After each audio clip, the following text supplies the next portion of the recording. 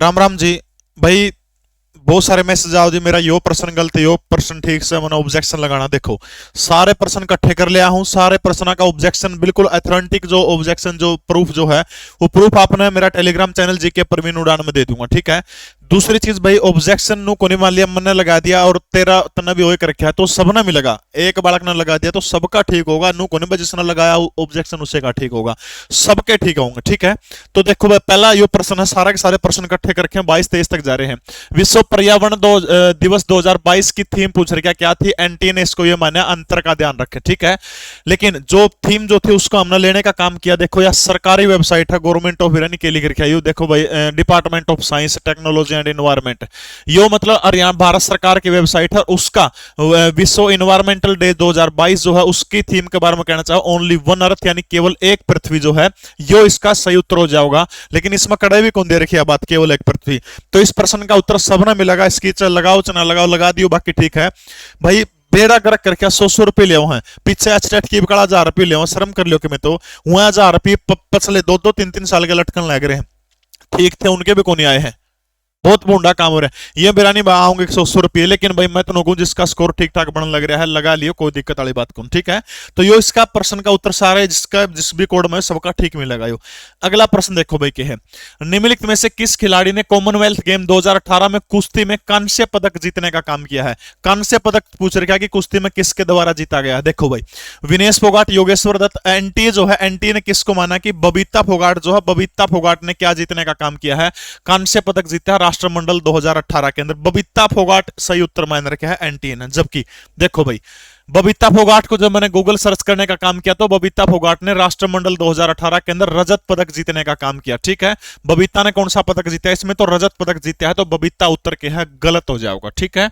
यह तालिका दे रखी इसके अंदर आप देख सको, ठीक है। विनेश फोगाट ये मेडल हो गए, ठीक है, इस तालिका के अंदर देख सकते हो आप, तो बबीता उसका उत्तर गलत हो जाएगा, ठीक है। अगला देखो भाई क्या है, हरियाणा में महाभारत काल में हरियाणा को क्या कहा गया। एचएसएससी ने कम से कम भी 50 बार ये प्रश्न पूछ लिया होगा, सबने सही उत्तर है बहुत ध्यान में कहा गया था। लेकिन इबकाड़ा और के में सौदा मान लिया, कृषि दाम मान लिया, इबकाड़ा गलत है, बहुत ध्यान में सही है। जिसने बहुत ध्यान में कर रखा उसका कोई नहीं छीन सकता, नंबर मिलेगा। रही बात सीटी क्वालिफाइंग मुहिम की, इब्बी जतार ऊपर असर नहीं हुआ इस बात का, देख लिया नंबर कितने बनने लगे, के लाख की सिलेक्शन हो जाएगा। जहां भी हरियाणा के टीचर आपको बुलाते हैं वहां पर जाने का काम करिए, शांतिपूर्ण सरकार को अपना ज्ञापन देकर अपना पक्ष मजबूत रखने का काम करिए। मैं बार बार कहता हूं लोकतंत्र में सिरों की गिनती होती है, जितने अधिक सिर होंगे उतनी आपकी मांग को सुना जाएगा। देखो भाई क्या है, तो इसका प्रूफ देखो बहुत इंपॉर्टेंट है। हरियाणा गवर्नमेंट की वेबसाइट जो है उसका ऊपर आप सर्च करोगे हरियाणा.gov.in, इस साइट के ऊपर ही देखिए महाभारत काल से ही हरियाणा में भरपूर अनाज होता था और इसलिए इसको बहुत ध्यानक जो है बहुत ध्यानक के रूप में हरियाणा को माना जाता था। हरियाणा गवर्नमेंट की साइट के ऊपर दिया गया है, ठीक है। एक और प्रूफ है, अच्छा इस प्रश्न के बारे में सबसे घना घमासान मैच रहा भाई, देखो क्या है। निम्नलिखित कथनों पर विचार करिए, चोप हरियाणा में निर्मित एक श्याल का रूप है, बिल्कुल सही है, ठीक है। श्याल के इस रूप को फुलकारी के नाम से भी जाना जाता है, या फुलकारी है ना, जो ये फुलकारी में गणायश होता है जो है, और फुलकारी का हिस्सा ही चोप है, ठीक है। देखो इसका प्रूफ लिया हूं, बढ़िया बढ़िया। यो है फुलकारी एनिसेंट टेक्सटाइल है पंजाब का, ठीक है। टेक्सटाइल ऑफ पंजाब जो है इसके अंदर उड़ता हमने देखने कौन लग रही होगी, आप यह सर्च मारोगे ना Phulkari ancient textile of Punjab, उसका स्क्रीनशॉट आप लेके, क्योंकि यह मुख्य जो फुलकारी जो है पंजाब की ही एक कला है, ठीक है। पंजाब का मामला है सारा का सारा। तो यो सर्च मारोगे ना Phulkari ancient textile of Punjab, तो उसके अंदर आपने बड़े आराम से मिल जाएगा, वहां से आप स्क्रीनशॉट लेके उसको लगाने का काम कर देना। और देखा कौन है आपने, यो भी एक वो है, ठीक है। फुलकारी का पारंपरिक किस्म जिसमें कपड़े बनते हैं चोप और तिलपत्तर, नीलम, नीलक और बाग, या इसमें कह रहे चोप शामिल है, तिलपत्तर शामिल है, नीलक शामिल है, तो बाग शामिल है, ठीक है। तो इसको सारे को क्या क्या जाओ, फुलकारी क्या जाओ, यो प्रोभी जी के प्रवीण उड़ान टेलीग्राम चैनल के अंदर दे दूंगा, और उसका अपना नहीं दिखता हो। अगला प्रश्न देखो भाई है, हरियाणा का पूर्वी देशांतर विस्तार पूछ रखा कितना, 74 से 77, बिल्कुल सही है। अगर देखो इसका क्या है, कड़त लिया गया हमने हरियाणा सरकार की जो वन विभाग जो है, वन विभाग की साइट के ऊपर आप देखोगे उसके अंदर बिल्कुल सही दे रखा है, ठीक है। पूरा का पूरा दे रखा है 74 से 77 देशांतर के बीच के अंदर स्थित है, पूरा का पूरा ये दे रखा है इसके अंदर, ठीक है।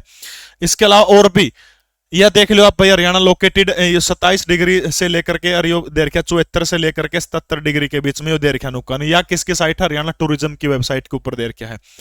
अगला प्रश्न है, हरियाणा की कुल भूमि के कृषि के अंतर्गत, इस पर भाई बैम करने लग रहे हैं बहुत सारे बालक। 80% कह रहे हैं, लेकिन भाई इसका सही उत्तर 81% बिल्कुल सही होगा। 86% टोटल कृषि योग्य भूमि हरियाणा के अंदर उपजाऊ कृषि के अंतर्गत या उपजाऊ पूछ रखा, तो बिल्कुल सही 81 होगा। इसमें ऑब्जेक्शन लगाने की जरूरत नहीं, कौन मिला किसी ने इसमें नंबर, 81 इसका बिल्कुल सही उत्तर होगा। ठीक है, अगला प्रश्न देखो भाई, हरियाणा की प्रसिद्ध बड़खल झील का निर्माण कब किया गया था? 1974 दे रखा है एंटीनल, जबकि सबने बेरा 1947 के अंदर हरियाणा की बड़खल झील का निर्माण हुआ था। ये पुराना सौदा दे रखा है, एचएसएससी उठा के पुरानी की दे रखी है। एक बार पाछा आया था, उसमें भी 74 ठीक माना था, फिर ऑब्जेक्शन लगाए, फिर ठीक कर दिया। वही नुक्का डाटा दे रखा है, तो ठीक तो कर लेंगे कम से कम, क्यों इन बेरोजगारों की ब्रांड माटी करने लग रहे हो।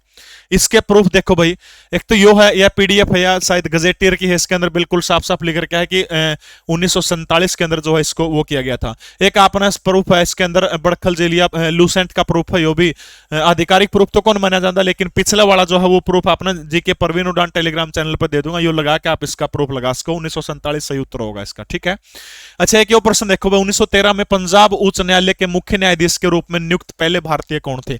जिसने भाई हरियाणा ग्रुप डी की तैयारी करनी है, या सी में जिसके नंबर ठीक ठाक बनने लग रहे हैं। लीसो ऐप के ऊपर बहुत सारे कोर्स है, Delhi police, Chandigarh police, CGL, SSC GD, Haryana group C, group D, KVS, सारा सौदा 5-4 दिन में आपने मिल जाएगा। ग्रुप डी की तैयारी करनी है, खतर चल रहा है बैच आप ले इसको, 96,099 70,000।